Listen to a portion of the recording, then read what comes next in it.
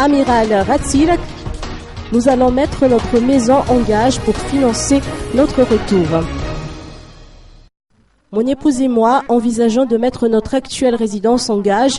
Nous voudrions également recourir au crédit pour financer notre retour dans la Grande Île, a déclaré l'amiral Didier Ratsilak lors de son intervention téléphonique en direct hier au QG de l'AREMA à Anoussat à l'occasion de la célébration de son 76e anniversaire.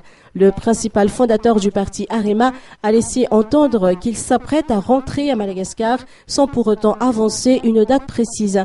Un retour toutefois conditionné par l'octroi d'une résidence officielle en vertu de sa qualité d'ancien président de la République.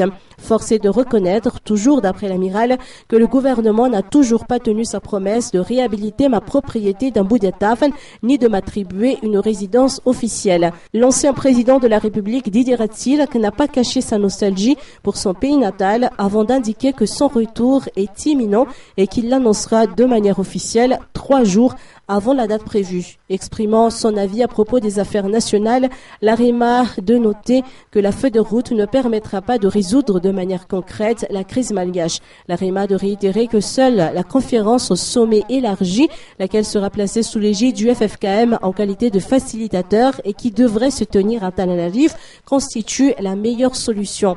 Il faut que le dialogue malgacho-malgache soit privilégié.